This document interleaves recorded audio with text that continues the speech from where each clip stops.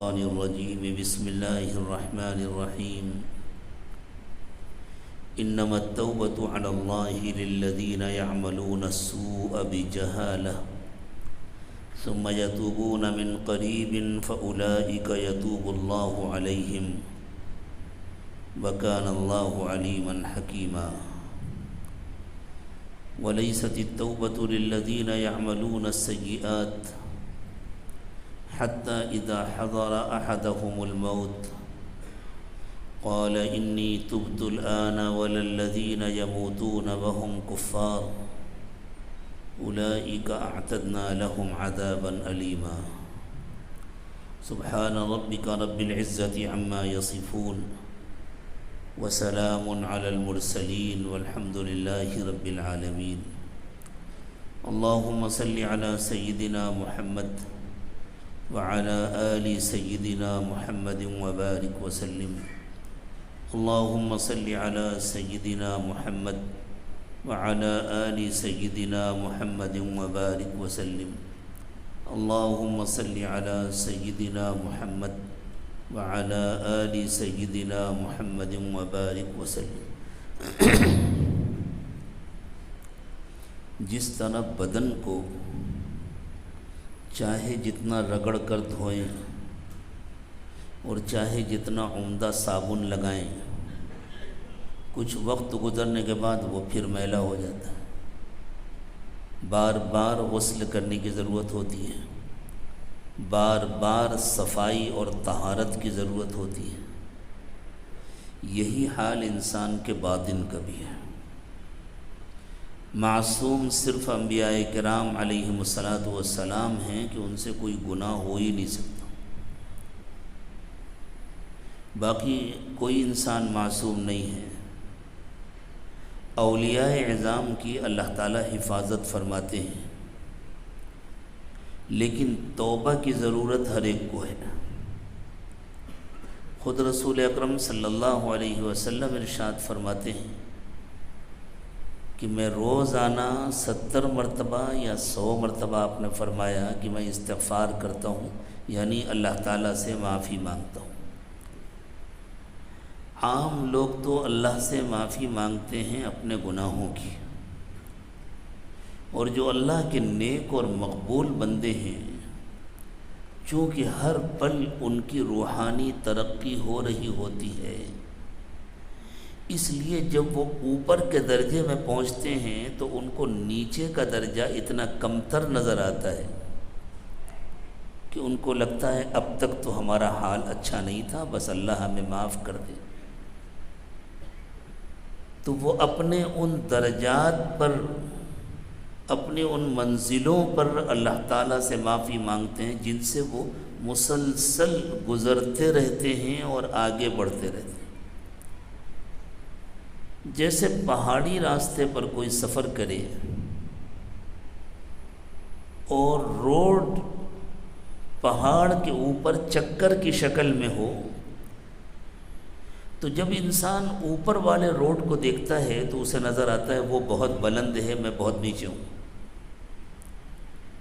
اور جب وہ وہاں پہنچ جاتا ہے تو اسے نیچے کا روڈ بہت نیچا نظر آتا ہے، اور اپنے سے اوپر کا روڈ نظر آتا ہے تو اسے لگتا ہے وہ اور بلند ہے، میں تو ابھی نیچے ہوں، اور ابھی تو میں بہت نیچے تھا، پھر گھوم کر کے اوپر پہنچ گیا، پھر دیکھتا ہے کہ میں تو ابھی بہت نیچے تھا۔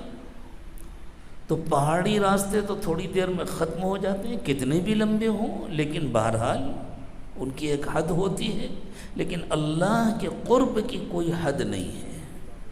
اللہ تعالیٰ کے قرب کے جو درجات ہیں، اللہ تعالیٰ کے قرب کے جو مقامات ہیں، ان کی کوئی حد نہیں ہے۔ اللہ کے نیک اور مقبول بندے، اللہ کے ولی ساری زندگی اللہ کے قرب کے درجات میں ترقی کرتے رہتے ہیں۔ ان کی زندگی ختم ہو جاتی ہے لیکن اللہ کے قرب کے درجات نہیں ختم ہوتے، اور ساری زندگی ان کو یہ لگتا ہے ہماری حالت تو اچھی نہیں تھی، ہماری حالت تو اچھی نہیں تھی، اور وہ اللہ تعالیٰ سے معافی مانگتے رہتے ہیں، اور ان کے اس معافی مانگنے پر اللہ تعالیٰ کو اتنا پیار آتا ہے کہ اللہ ان کو اور ترقی دے دیتے ہیں، اور ترقی دے دیتے ہیں، دیتے ہیں۔ اسی لیے بزرگوں نے فرمایا حسنات الابرار سیئات المقربین، جو نیک لوگوں کی نیکیاں ہوتی ہیں، جو اللہ کے مقرب بندے ہیں، وہ ان پر بھی اللہ سے معافی مانگتے ہیں۔ تو بہرحال اللہ سے معافی مانگنا اور توبہ کرنا ہر ایک کی ضرورت ہے۔ اور ہماری آپ کی کیا حیثیت ہے، ہم سے تو صبح سے شام تک اتنے گناہ ہوتے ہیں کہ ہم گن بھی نہیں سکتے۔ کتنا وقت ہمارا غفلت میں گزر جاتا ہے۔ غفلت خود ایک گناہ ہے، دل کا اللہ سے غافل ہونا یہ گناہ ہے، دل میں دنیا کی محبت کا غالب ہونا یہ گناہ ہے۔ ہم ان کو گناہ نہیں سمجھتے، اگرچہ ہم اسے گناہ کبیرہ نہ کہہ سکیں، لیکن یہ گناہ ہے، اور بسا اوقات یہ گناہ کبیرہ کا مقدمہ بن جاتا ہے، یہ گناہ کبیرہ کا پیش خیمہ بن جاتا ہے۔ اسی غفلت کے نتیجے میں انسان اللہ کے مقابلے میں مال سے، اولاد سے، جائیداد سے اور دوسرے سامانوں سے زیادہ محبت کرنے لگتا ہے، اور جب اللہ کی محبت غالب ہوتی ہے تو پھر ان ساری چیزوں کی محبت مغلوب ہو جاتی ہے۔ تو توبہ ہر انسان کی ضرورت ہے، ہماری اور آپ کی بھی ضرورت ہے توبہ۔ اللہ تعالیٰ بتلا رہے ہیں کہ اللہ کس کی توبہ قبول کرتے ہیں اور کس کی توبہ نہیں قبول کرتے۔ جو ڈھٹائی کے ساتھ گناہ کرتا ہے، جو گناہ کو معمولی سمجھتا ہے اور گناہ پر گناہ مستقل کرتا رہتا ہے، اور یہ سوچتا ہے کہ بھئی اتنا تو اس زمانے میں چلتا ہے، اب اتنی سختی نہیں ہونی چاہیے، اتنی پابندی نہیں ہونی چاہیے، تو پھر ایک وقت آتا ہے کہ اللہ تعالیٰ اس کے دل پر مہر لگا دیتے ہیں۔ اولئک الذین طبع اللہ علی قلوبہم واتبعوا اہواءہم، ایسے لوگوں کے دلوں پر اللہ تعالیٰ مہر لگا دیتے ہیں، پھر وہ اپنی خواہشات کے غلام ہو جاتے ہیں، اپنی خواہشات کے بندے ہو جاتے ہیں۔ ان کے لیے گناہ چھوڑنا اتنا ہی مشکل ہوتا ہے جتنا اللہ کے نیک و مقبول بندوں کے لیے نیکی چھوڑنا مشکل ہوتا ہے۔ جو اللہ کے مقبول بندے ہیں ان کے لیے اللہ کی یاد کو چھوڑنا، غافل ہونا جتنا مشکل ہوتا ہے، گناہ کرنا جتنا مشکل ہوتا ہے، نافرمانوں کے لیے گناہ کو چھوڑنا اتنا ہی مشکل ہوتا ہے۔ اللہ تعالیٰ اپنے مقبول بندوں کے لیے نیکیوں کو آسان بنا دیتے ہیں اور نافرمانوں کے لیے گناہوں کو آسان بنا دیتے ہیں۔ پھر ایسے لوگوں کے دلوں پر اللہ تعالیٰ مہر لگا دیتے ہیں، انہیں توبہ کی توفیق ہی نہیں ہوتی۔ لیکن توبہ کرتا ہر شخص ہے۔ ایسے لوگوں کو توبہ کی کب خیال آتا ہے؟ جب آخرت کے مناظر سامنے نظر آ جاتے ہیں۔ جب موت آتی ہے تو موت کے وقت میں جان کے نکلنے سے پہلے آخرت کے پردے ہٹا دیے جاتے ہیں اور آخرت کے مناظر انسان کو نظر آتے ہیں۔ جب انسان اپنی آنکھوں سے آخرت کے مناظر کو دیکھ لیتا ہے تو توبہ کرتا ہے کہ اللہ میں نے بہت نافرمانیاں کی ہیں، میں نے بہت گناہ کیے ہیں، اللہ میرے گناہ کو معاف کر دیجئے۔ لیکن اللہ فرماتے ہیں اس وقت معافی نہیں ملتی، اس وقت توبہ نہیں قبول ہوتی۔ ایسے وقت میں تو فرعون بھی توبہ کر لیتا ہے۔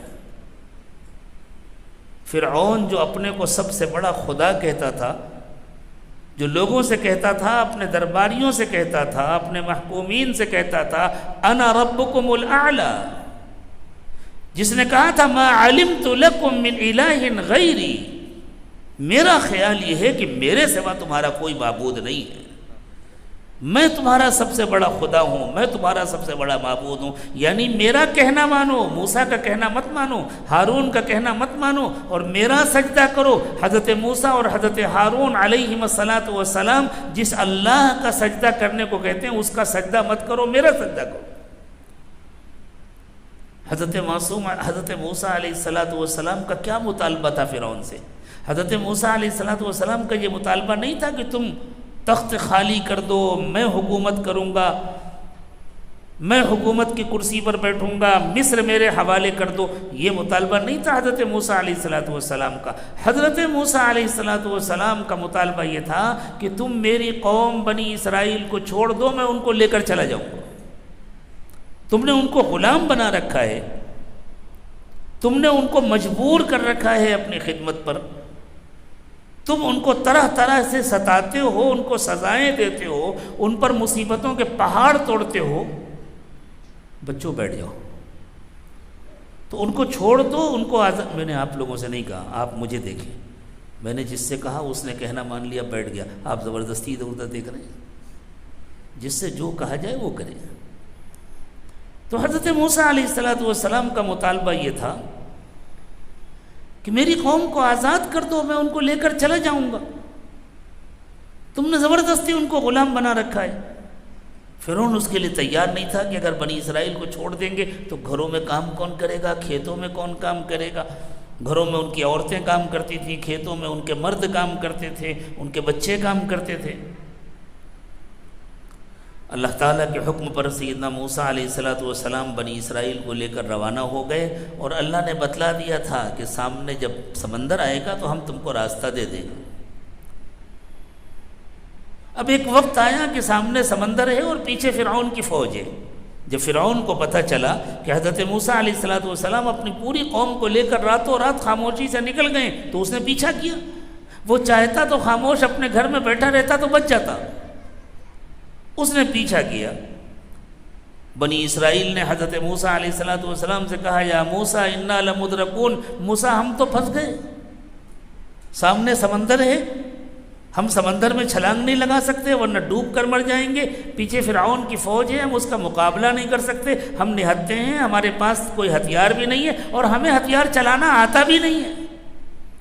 اور وہ باقاعدہ فوج ہے جو چلی آ رہی ہے ہم کو کاٹنے کے لیے، ہم کو مارنے کے لیے اور ہم کو ختم کرنے کے لیے. بھائی ان بچوں کو باہر بھیج دو، ان بچوں کو باہر بھیج دو، اس کے بعد ہی میں بات کروں گا آگے.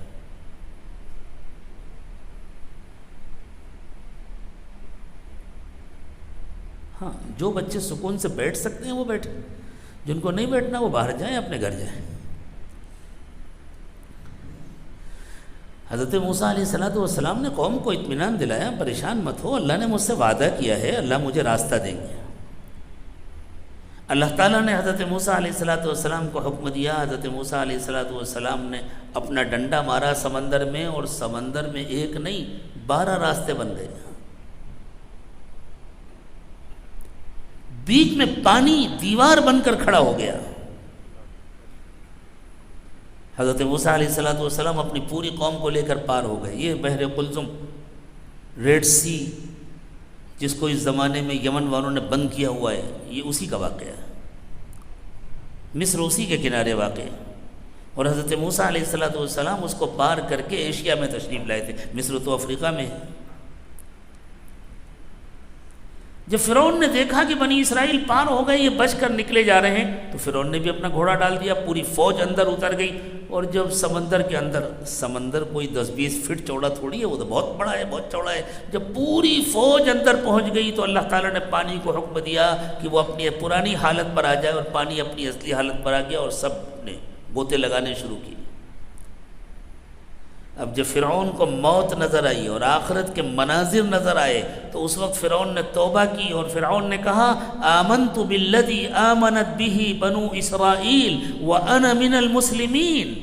جس خدا کو بنی اسرائیل مانتے ہیں میں بھی اس کو مان رہا ہوں، اور میں بھی اپنے آپ کو اس کے حوالے کرتا ہوں، میں بھی کلمہ پڑھتا ہوں، میں بھی مسلمان ہوتا ہوں. اسے جواب ملا الآن وقد عصیت قبل وکنت من المفسدین. اب توبہ کر رہا ہے، اس سے پہلے تو نے زمین کو فساد سے بھر دیا، بہت اللہ کی نافرمانی کی. اب آنکھ سے دیکھنے کے بعد توبہ قبول نہیں ہوتی. جب آخرت کے مناظر آنکھ سے دیکھ لیے اب توبہ قبول نہیں ہوتی. تو توبہ ہر ایک کرتا ہے، لیکن جو بے وقت توبہ کرتا ہے اللہ اس کی توبہ قبول نہیں فرماتے. اور جو ڈھٹائی کے ساتھ مستقل گناہ کرتا رہتا ہے اللہ تعالیٰ اس کے دل پر مہر لگا دیتے ہیں، پھر اس کو مرنے سے پہلے توبہ کرنے کی توفیق ہی نہیں ملتی.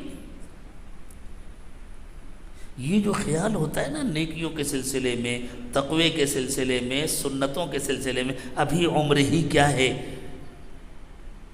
ابھی تو مستی کر لو، موج اڑا لو اور بس زندگی کے مزے لے لو. جب عمر زیادہ ہو جائے گی، کس نے گارنٹی دی ہے کہ بڑی عمر تک کون جیے گا؟ یہ شیطانی خیال ہوتا ہے، یہ دل پر مہر لگ جانے کی نشانی ہوتی ہے.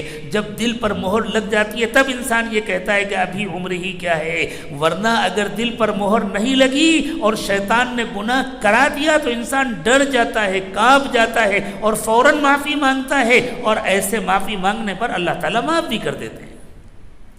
تو اللہ تعالیٰ نے فرمایا انما التوبۃ علی اللہ للذین یعملون السوء بجہالہ، اللہ تعالیٰ کے ذمے ہے ایسے لوگوں کی توبہ قبول کرنا جو نادانی میں کوئی غلطی کر بیٹھتے ہیں، جن کا ارادہ نہیں ہوتا غلطی کرنے کا، جن کی نیت نہیں ہوتی گناہ کرنے کی، جنہوں نے پلاننگ نہیں کی ہوتی گناہ کرنے کی، جنہوں نے منصوبے نہیں بنائے ہوتے گناہ کرنے کے، انہوں نے تو نیت کی ہوتی ہے کہ ہم گناہ نہیں کریں گے، ہم اللہ کی نافرمانی نہیں کریں گے، لیکن کیا کریں، بچپن ہے، عمر کا تقاضا ہے، ماحول کا تقاضا ہے، نفس نے دھوکہ دے دیا، شیطان نے ورغلا دیا اور گناہ ہو گیا، نادانی میں گناہ کر بیٹھے۔ تو جو نادانی میں گناہ کر بیٹھتے ہیں ثم یتوبون من قریب، اور پھر ٹالتے نہیں ہیں، فوراً توبہ کرتے ہیں، فوراً اللہ تعالیٰ سے معافی مانگتے ہیں، روتے ہیں، نادم ہوتے ہیں، شرمندہ ہوتے ہیں، فَأُولَئِكَ يَتُوبُ اللَّهُ عَلَيْهِمْ، تو ایسے لوگوں کی توبہ اللہ تعالیٰ قبول کر لیتے ہیں۔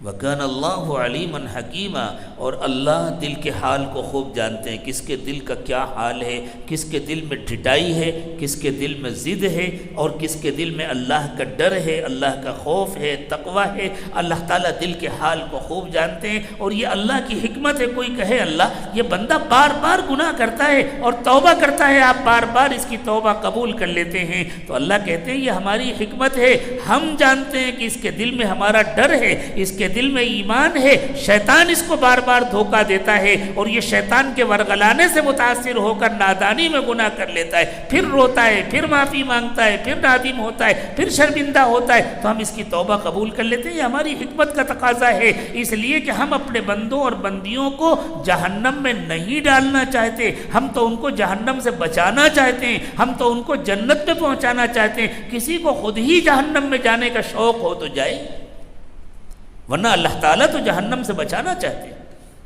وَلَيْسَتِ التَّوْبَةُ لِلَّذِينَ يَعْمَلُونَ السَّيِّئَاتِ، ان کی توبہ قبول نہیں ہوتی جو زندگی بھر نافرمانیاں کرتے رہتے ہیں، جو زندگی بھر گناہ کرتے رہتے ہیں، حتیٰ اذا حضر احدهم الموت، حتیٰ کہ جب موت کا وقت آتا ہے، جب آخرت کے مناظر آنکھوں کے سامنے آ جاتے ہیں، پردے ہٹ جاتے ہیں اور انسان اپنی آنکھوں سے ان مناظر کا مشاہدہ کر لیتا ہے، قال انی تبت الآن، تو کہتا ہے میں اب توبہ کر رہا ہوں۔ نہیں، ان کی توبہ قبول نہیں ہوتی۔ وَلَلَّذِينَ يَمُوتُونَ وَهُمْ كُفَّارٌ، اسی طرح اللہ تعالیٰ ان کو بھی معاف نہیں کرتے جو کفر کی حالت میں مر کر چلے جاتے ہیں، جن کو اپنے باطل عقائد سے اور جن کو اپنے کفر سے مرتے وقت بھی توبہ کرنے کی بھی توفیق نہیں ہوتی۔ أُولَئِكَ أَعْتَدْنَا لَهُمْ عَذَابًا أَلِيمًا، ایسے بندوں اور بندیوں کے لیے تو ہم نے بہت تکلیف دہ عذاب تیار کر رکھا۔ یہ رمضان کا بابرکت مہینہ ہے، اس سے اچھا موقع نہیں ملے گا ہمیں توبہ کرنے کا، اس سے اچھا موقع نہیں ملے گا ہمیں اپنی زندگیاں بدلنے کا۔ ہم اپنی زندگیاں بدلیں۔ اور ایک درخواست اور کروں گا میں آپ سے، فرض نماز جیسے نماز ہے، وطر نماز جیسے نماز ہے، تراویح بھی ایسی نماز ہے، ایک 10 منٹ اور لگا لیا کریں اور اطمینان سے آپ تراویح پڑھا کریں۔ آپ اپنے حافظ صاحب سے درخواست کریں کہ حافظ صاحب ہم کو کوئی شکایت نہیں ہوگی، آپ بالکل اطمینان سے، اتنا عمدہ قرآن پڑھتے ہیں ماشاءاللہ، لیکن جلدی کرنے کی وجہ سے ذبح ہو جاتا ہے قرآن۔ آپ ان سے درخواست کریں کہ حافظ صاحب ہم 10-15 منٹ اور اطمینان سے نماز پڑھیں گے، ہم اللہ کی عبادت کرنے کے لیے آئے ہیں، ہم کوئی بوجھ اتارنے کے لیے نہیں آئے ہیں، بس آپ کہہ دیں، پھر دیکھیں یہ انشاءاللہ اطمینان سے پڑھیں گے اور آپ کے اجر و ثواب میں کتنا اضافہ ہو جائے گا۔ اس طرح بوجھ سمجھ کر نماز نہ پڑھا کریں۔ مجھے معلوم ہے بیچارے حفاظ مجبور ہوتے ہیں، لوگ ان کو مجبور کرتے ہیں، حافظ صاحب اتنے بجے ختم کر دیجیے گا، بس اتنے منٹ میں ختم ہو جانا چاہیے، تو بیچارے اتنے منٹ میں کیسے ختم کریں گے؟ اس وجہ سے میرے دوستو ہمیں نماز تراویح کا بھی اللہ کے پاس حساب دینا ہے، محبت کے ساتھ پڑھنی چاہیے نماز، شوق کے ساتھ نماز پڑھنی چاہیے، اللہ کو اپنی محبت دکھائیں، اپنا شوق دکھائیں کہ اللہ دن بھر روزہ رکھنے کے بعد بھی اور دن بھر کام کرنے کے بعد بھی اللہ ہمیں شوق ہے، ہم دیر تک آپ کے سامنے کھڑے رہنا چاہتے ہیں اور ہم اطمینان سے آپ کا کلام سننا چاہتے ہیں، ہم اطمینان سے نماز پڑھنا چاہتے ہیں۔ میرے دوستو رمضان سے اچھا موقع نہیں ملے گا توبہ کرنے کا۔ آج ہم سب سچی پکی توبہ کریں اپنی پوری زندگی بدلنے کے ارادے سے کہ ہم 100% اپنی زندگیاں بدل رہے ہیں، آج کے بعد سے ہم کبھی جان بوجھ کر اللہ کی نافرمانی نہیں کریں گے، اور نادانی میں کوئی گناہ ہو جائے گا تو دوبارہ توبہ کرنے میں دیر نہیں کریں گے۔ یہی تو کہا ہے نا اللہ تعالیٰ نے کہ ان لوگوں پر اللہ کو بڑا پیار آتا ہے جو گناہ کرنا نہیں چاہتے، نادانی میں ان سے گناہ ہو جاتا ہے تو توبہ کرنے میں دیر نہیں کرتے، فوراً توبہ کرتے۔ اسی نیت کے ساتھ توبہ کے ان کلمات کو پڑھیں، اور جو حضرات سلسلے میں داخل ہونا چاہتے ہیں وہ بیعت کی نیت کریں۔ توبہ کے کلمات پڑھانے سے پہلے میں آپ کی توجہ مبذول کراؤں گا کہ جہاں جہاں بھی اس مرتبہ بیانات ہو رہے ہیں، ہر جگہ میرے شیخ و مرشد حضرت پیر ذوالفقار صاحب دامت برکاتہم کی کتابوں کا اسٹال لگایا جا رہا ہے۔ حضرت کے وہ بیانات جن کو سن کر اور جن کو پڑھ کر بلا شبہ لاکھوں انسانوں کی زندگیاں بدل گئی ہیں، اور ہزاروں انسان ہیں جو ان بیانات کی برکت سے اللہ کے مقرب بندے بن گئے ہیں، اللہ کے نیک بندے بن گئے ہیں، بندیاں بن گئے ہیں۔ میری خواہش ہے کہ آپ حضرات بھی ان کتابوں کو لے جائیں اور بہت محبت کے ساتھ ان کتابوں کو خود بھی پڑھیں، اور ہر شخص کم از کم 2 یا 3 نسخے خریدے، ایک اپنے لیے اور کم از کم 2 یا 3 اپنے دوستوں کو گفٹ دینے کے لیے، ہدیہ دینے کے لیے، یا کم از کم ایک تو لیں کسی دوست کو گفٹ دینے کے لیے، اور بعد میں دوست سے فیڈ بیک بھی لیں، اس سے معلوم بھی کریں کہ میں نے آپ کو ایک اللہ والے کی کتاب دی تھی، آپ نے اس کو پڑھا، آپ کو کیسی لگی۔ کوشش کریں کہ آپ بھی توبہ کریں، وہ بھی توبہ کرے، آپ کی بھی زندگی بدلے، اس کی بھی زندگی بدلے، اللہ میری آپ کی سب کی زندگیاں بدل دے اور اللہ ہم سب سے راضی ہو جائے۔ اب توبہ کے کلمات پڑھیں۔ بسم اللہ الرحمن الرحیم، لا الہ الا اللہ محمد الرسول اللہ صلی اللہ علیہ وسلم، آمنت باللہ وملائکتہ وکتبہ ورسلہ والیوم الآخر والقدر خیرہ وشرہ من اللہ تعالی والبعث بعد الموت، آمنت باللہ کما ہوا باسمائہ وصفاتہ وقبلت جمیع احکامہ، اشہد ان لا الہ الا اللہ واشہد ان محمدا عبدہ ورسولہ، استغفر اللہ ربی من کل ذنب واتوب الیہ برحمتک یا ارحم الراحمین۔ اللہ تعالی ہماری توبہ کو قبول فرما لے، ٹوٹنے سے اللہ اس کی حفاظت فرمائے، اور جب کبھی گناہ ہو جائے اللہ فوراً ہمیں توبہ کرنے کی توفیق عطا فرمائے۔ معمولات کی پابندی کریں، ہمارے بزرگوں نے جو معمولات بتلائے ان کو غور سے سنیں اور پھر ان کی پابندی کریں تو انشاءاللہ پورا فائدہ حاصل ہوگا۔ صبح و شام کی تسبیحات پڑھیں، روزانہ قرآن پاک کی تلاوت کریں، چلتے پھرتے اٹھتے بیٹھتے ہر وقت دل میں اللہ کا دھیان رکھیں، اور روزانہ صبح اور شام کم از کم 20-25 منٹ مراقبہ کریں۔ مراقبے کا طریقہ یہ ہے کہ دل کو اللہ سے لگا کر بیٹھ جائیں، آنکھیں بند کر لیں، سر کو جھکا لیں، اپنا دھیان پورا دل پر جمائیں، دل کو اللہ کی طرف متوجہ کریں، اور یہ نیت کریں کہ اللہ کی رحمت آ رہی ہے، میرے دل میں سما رہی ہے، میرے دل سے گناہوں کو دھو رہی ہے، اور میرا دل کہہ رہا ہے اللہ اللہ اللہ۔ زبان سے اللہ اللہ نہ کہیں، بس یہ نیت کریں کہ دل اللہ اللہ کہہ رہا ہے، میں سن رہا ہوں۔ تھوڑی دیر اسی طرح مراقبہ کر لیں، پھر دعا کریں گے انشاءاللہ۔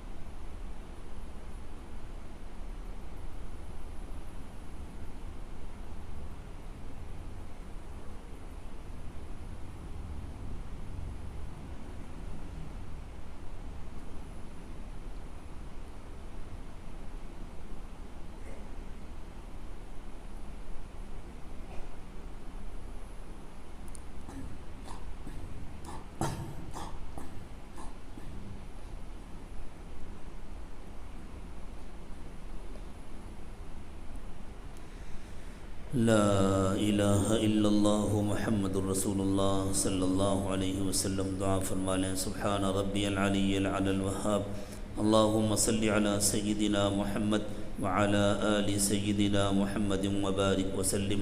ربنا ظلمنا أنفسنا وإن لم تغفر لنا وترحمنا لنكونن من الخاسرين.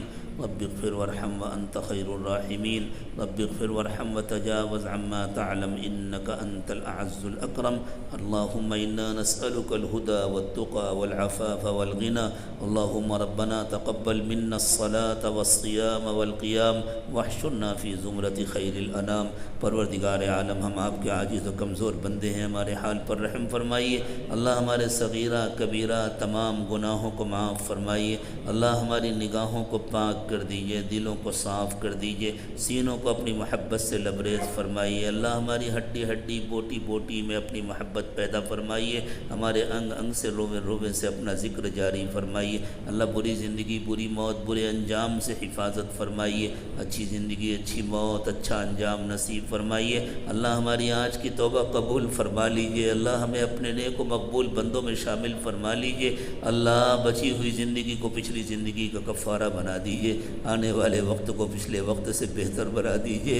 اللہ موت کے وقت کی ذلت و رسوائی سے حفاظت فرمائیے. اللہ موت کے وقت کے ڈر اور خوف سے حفاظت فرمائیے. اللہ ہماری عمر میں، صحت میں، علم میں، عمل میں، ایمان میں برکت عطا فرمائیے. کامل تقوی کے ساتھ اللہ ہمیں صحت اور عافیت کے ساتھ لمبی عمر عطا فرمائیے. اور اللہ جب آپ کا مقرر کیا ہوا موت کا وقت آئے تو ہمیں کامل ایمان کی موت نصیب فرمائیے. اللہ بیماروں کو شفا عطا فرمائیے. پریشان حالوں کی پریشانیاں دور فرما دیجیے. اللہ اٹکے ہوئے کام بنا دیجیے، الجھے ہوئے کام سلجھا دیجیے، پریشانیاں دور فرما دیجیے. اللہ بچوں اور بچیوں کے لیے اچھی تعلیم و تربیت کا انتظام فرمائیے. ان کے لیے اچھے اور مناسب رشتوں کا انتظام فرمائیے. ان کو خوشیوں بھری زندگیاں عطا فرمائیے. اور اللہ چھوٹوں کو، بڑوں کو، مردوں کو، عورتوں کو، اللہ سب کو رسول پاک صلی اللہ علیہ وسلم کی آنکھوں کی ٹھنڈک بنا لیجیے. اللہ ہمیں معاف فرما دیجیے. اللہ ہمیں اپنا بنا لیجیے. اللہ ایسا نہ ہو کہ رمضان کا مہینہ آئے اور گزر جائے. حضور اکرم صلی اللہ علیہ وسلم نے حضرت جبریل امین کی اس بد دعا پر آمین کہا ہے. جسے رمضان کا مہینہ ملے اور اس کی مغفرت نہ ہو وہ برباد ہو، تباہ ہو. اور اللہ کے نبی صلی اللہ علیہ وسلم نے اس پر آمین کہا ہے. اللہ ایسا نہ ہو کہ رمضان کا مہینہ گزر جائے اور ہماری مغفرت نہ ہو، ہمیں معافی نہ ملے. اللہ ہماری مغفرت فرما دیجیے. اللہ ہماری مغفرت فرما دیجیے. اللہ ہمارے روزے قبول فرما لیجیے، ہماری نمازیں قبول فرما لیجیے، ہماری تراویح قبول فرما لیجیے، ہمارا ذکر اور تلاوت قبول فرما لیجیے، ہماری تمام دعائیں قبول فرما لیجیے. اللہ ان اٹھے ہوئے ہاتھوں کی لاج رکھ لیجیے. اللہ اب تک جتنے ٹوٹے پھوٹے اعمال ہوئے انہیں قبول فرما کر اللہ ان کی کمیوں کوتاہیوں کو معاف فرما دیجیے. اور اللہ جو وقت باقی رہ گیا ہے اس میں اور اچھے روزے رکھنے اور اچھی تراویح پڑھنے اور اچھا ذکر کرنے اور تلاوت کرنے کی توفیق عطا فرمائیے.